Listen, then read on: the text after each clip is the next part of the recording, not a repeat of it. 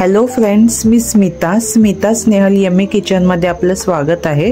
आज आपण बघणार आहोत सोप्या पद्धतीचा असा पापलेटचा झणझणीत असा रस्सा। तर चला मग आपण रेसिपीला सुरुवात करूया। आज आपण बघणार आहोत पापलेटचा रस्सा। तर चला मग आपण रेसिपीला सुरुवात करूया।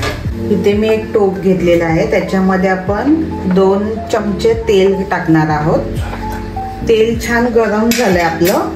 आता मी ह्याच्यामध्ये 7 ते 8 लसणाच्या पाकळ्या ठेचून टाकणार आहे।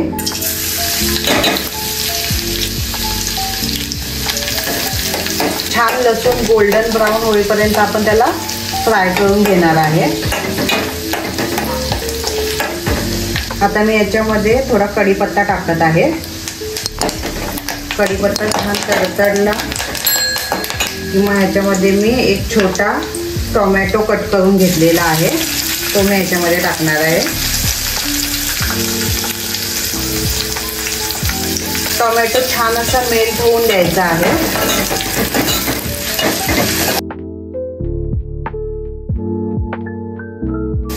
आपला टोमॅटो छान असा मऊ झालेला आहे, मेल्ट झालेला आहे।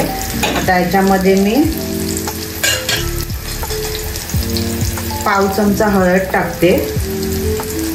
तिथे मी 2 चमचे आगरी मसाला टाकत आहे। तुम्हाला जसं जो तुमच्याकडे साठवणीतला मसाला असेल तो तुम्ही टाकू शकता आणि जसं तिखट आवडेल त्याप्रमाणे। तिथे मी 1 चमचा धना जिरा पावडर टाकत आहे।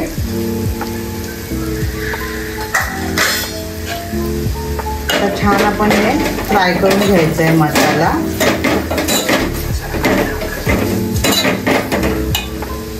ह्याच्यामध्ये आता मी 2 चमचे आलं लसूण आणि खोबरं आणि कांदा ह्याची पेस्ट टाकणार आहे। हे सगळं भाजून घेतलेलं आहे आणि मग त्याची पेस्ट केलेली आहे।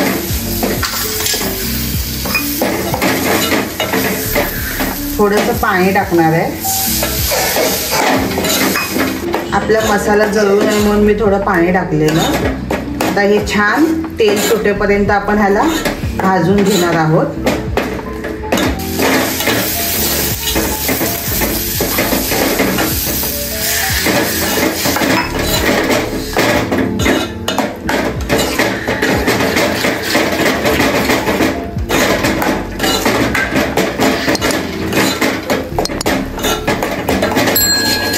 आता आपला मसाला छान असा भाजलेला आहे, फ्राय झालेला आहे। आता मी याच्यामध्ये पाणी टाकते। जसा तुम्हाला पाणी लागत असेल त्याप्रमाणे तुम्ही याच्यामध्ये पाणी टाकू शकता।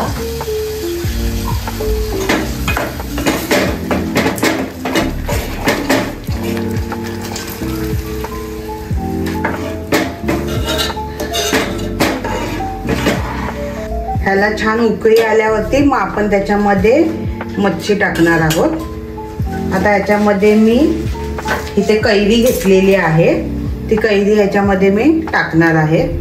त्याने एक छान टेस्ट येते कालवणाला आपल्या।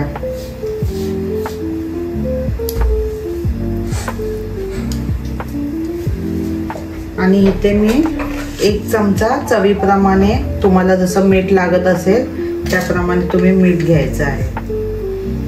आता छान उकळी येऊन द्यायची आहे।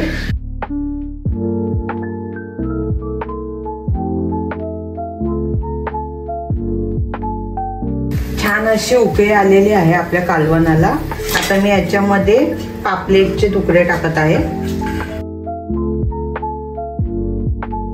याचं कालवण पण टेस्टला एकदम छान लागतं। आता आपण हे 5 ते 10 मिनिटं शिजून देऊया। छान असं आपलं कालवण मग रेडी होणार 5 ते 10 मिनिटात। अशा प्रकारे आपल्या कालवणाला छान उकळी आलेली आहे।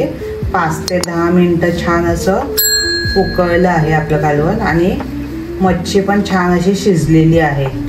तर आता मी हे गॅस बंद करते आणि सर्विंग बॉलमध्ये काढते।